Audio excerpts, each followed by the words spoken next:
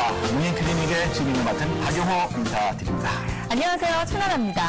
정연아 씨는 겨울 좋아하죠? 네. 저 겨울 참 좋아하죠. 이렇게 하얀 눈이 내리는 거 보고만 있어도 좋고요. 또 이 스키나 보드 탈 수 있는 계절이잖아요. 너무 좋아해요. 부럽습니다. 네, 부러워하시는데요? 근데 날씨가 추우면 더 고통스러운 분들이 계십니다. 무릎이 시리고 아프신 분들. 네. 이런 분들은 겨울이 아주 싫고 보드나 스키는 생각도 못 하시죠? 죄송합니다. 정말 날씨가 추울 때는 관절염의 고통이 이만저만이 아니라고 하는데요. 관절염을 앓고 계신 분들이거나 또 가족 중에 관절염 환자가 있는 분들은 오늘 명의클리닉 꼭 시청해 보시기 바랍니다. 네. 여러분의 건강 생활을 도와드리는 TV 처방전 명의클리닉. 먼저 화면부터 보실까요? 우리 몸을 자유자재로 움직이게 하는 관절. 좌식 생활을 주로 하는 한국인은 나이가 들면 관절이 약해지면서 무릎 한번 제대로 펴기 힘든 퇴행성 관절염에 걸리기 쉽다.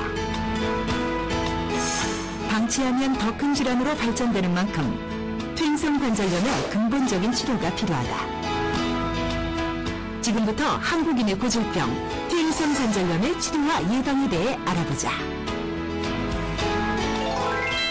명의클리닉, 오늘은 퇴행성 관절염의 치료와 예방에 대해서 자세히 알아보겠습니다. 도움 말씀 주실 분은 정형외과 전문의이시고 서울성심병원의 이성 원장님께서 나와주셨습니다. 안녕하세요. 안녕하세요.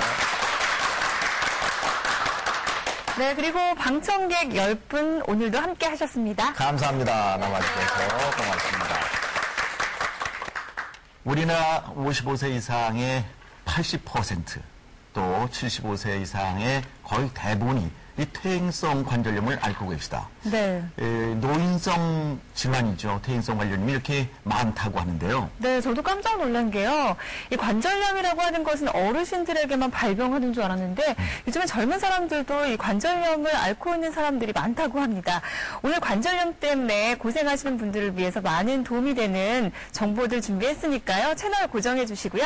방송 보시면서 관절염에 대해서 궁금하신 분들은 메디티비 홈페이지 www.imeditv.com 접속하셔서 궁금증 남겨주시면 성심성의껏 답변해드리겠습니다. 네, 관절염 중에서도 이 퇴행성 관절염이 그렇게 많다고 합니다. 원장님, 그렇게 지금 숫자대로 많습니까?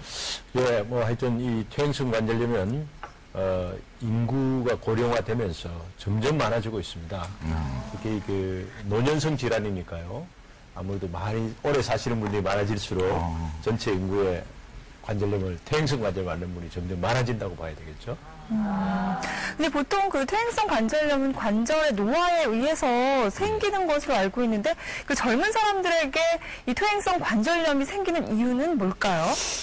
이 퇴행성 관절염이 반드시 노화 때문만은 아니라는 겁니다. 그저 연세 많은 분들이 많이 앓지만 이것도 하나의 질병에 속합니다. 네. 그 관절연골이라는 것은 관절염이라는 것은 관절연골에 손상이 가고 닳고 또 뼈가 관절이 어긋나고 이런 병인데 관절연골의 그 연골 조직 자체가 서로 이제 단단하게 젊은 사람들의 경우에 서로 단단하게 서로 붙잡고 묶여져 있습니다. 네. 그 좀처럼 잘 닳지가 않게 되는데 이 연골의 서로 결합 조직이 좀 약해지는 수가 있습니다. 그 어떤 이유에서 대개 그 효소 분해가 일어나는 과정에 우리 관절이라는 건 자꾸 움직이니까요. 효소 분해라는 뜻을 금방 이해하시기 어려울지 모르겠지만 이게 새로 관절이 자꾸 움직일 때마다 새로 좀 닳고 생겨나고 이러는 과정입니다. 거기 닳을 때는 이화, 생겨날 때는 동화 이런 이야기죠. 닳고 생겨나는 과정에 어떤 그 효소 분해 과정에 이상 기전이 생기면 젊은 사람에도 퇴행성 관절염이 올 수 있다는 겁니다. 네. 근데 퇴행성 관절염을 앓고 있는 사람들 보면 다들 휘어지고 불편해 보이고 그러는데요. 어떻게 진행이 되는 것입니까? 그렇죠. 퇴행성 관절염은 지금 말씀드린 것처럼 만성 질환입니다. 그래서 어느 날 갑자기 나 퇴행성 관절염이 왔다가 아닙니다.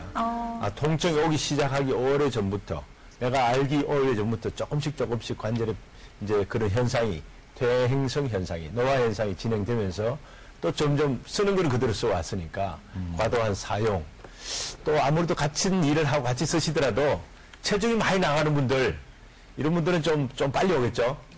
체중 좀 줄이시기 바랍니다. 네.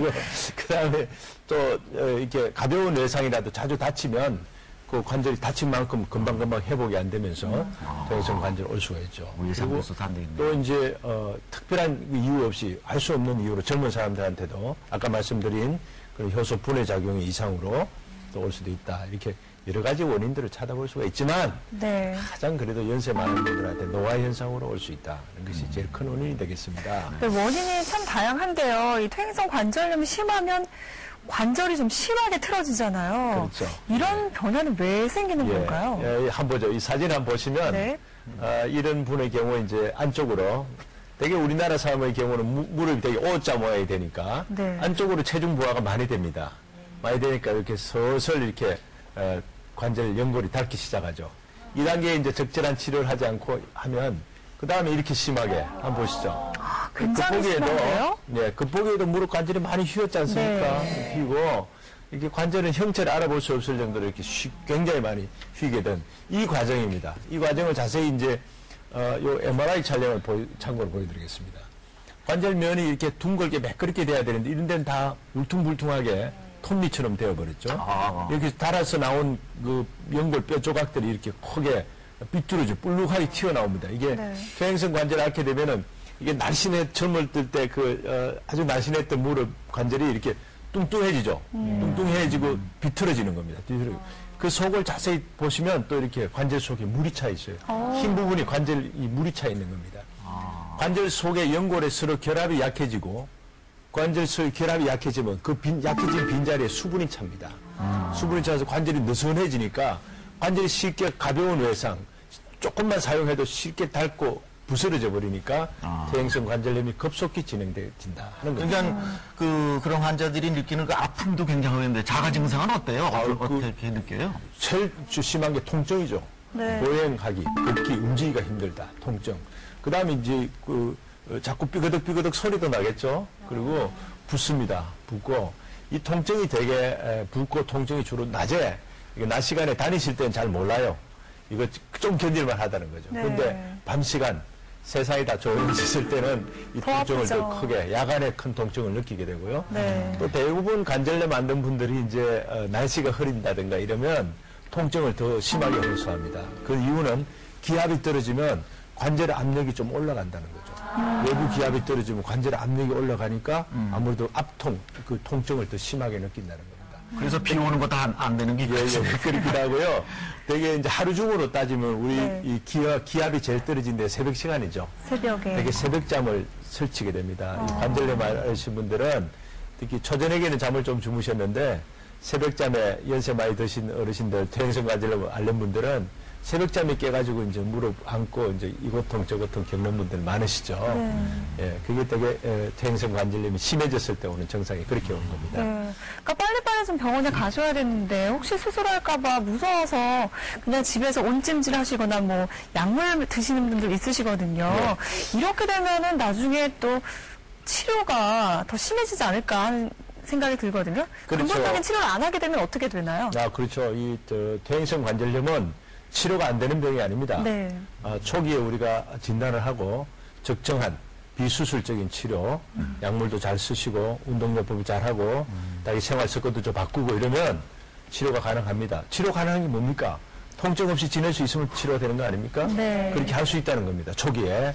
근데 그 단계에 아이고 이거 나이가 이제 들었으니까 이제 관절 아플 때가 돼서 아프겠거니 하고 그냥 지내시면 이게 점점 더 악화되어지고 그 다음에는 뭐 약물로도 잘 되지 않고 운동으로 잘 되지 않는 단계까지 진행되어 가버린다는 겁니다. 네. 초기에 내가 어느 정도인가 내가 이 정도면 어떻게 치료하면 돼? 금방 내지 마시고 병원 가서 한번 진단을 받아보셔야 된다는 겁니다. 초기 진단이 중요합니다. 저도 겁나서 병원을 잘 안 가는 형인데요. 네.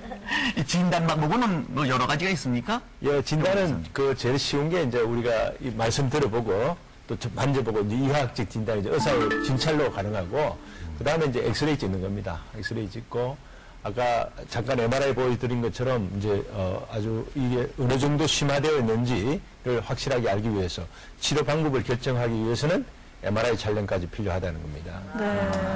근데 그 관절염을 앓고 있다고 해도 모두가 다 퇴행성 관절염은 아니겠죠? 그렇죠. 네. 뭐 관절염 그저 내가 관절이 아프다. 그 퇴행성 관절염 아닌 관절도 많이 있습니다. 그럼 어떻게 구별할 수 있을까요?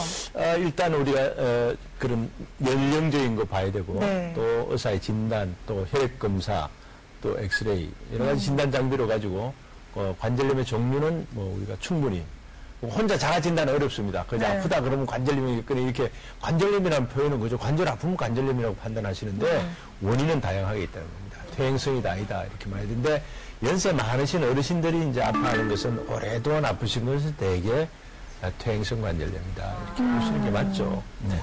이 수술을 하지 않고 하는 방법이 제일 좋을 텐데요. 네. 수술 않고 하는 치료 방법을 좀 알려주세요.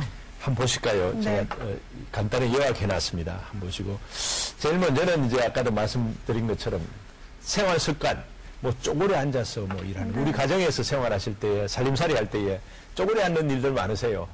빨래하고 뭐 콩나물 다듬고 대부분 쪼그려 앉아서 하더라고요. 어머님들의 기본 자세라고 할 수 있죠. 그렇습니다. 우리 가정생활 가운데서도 충분히 그런 일들이 많으니까요.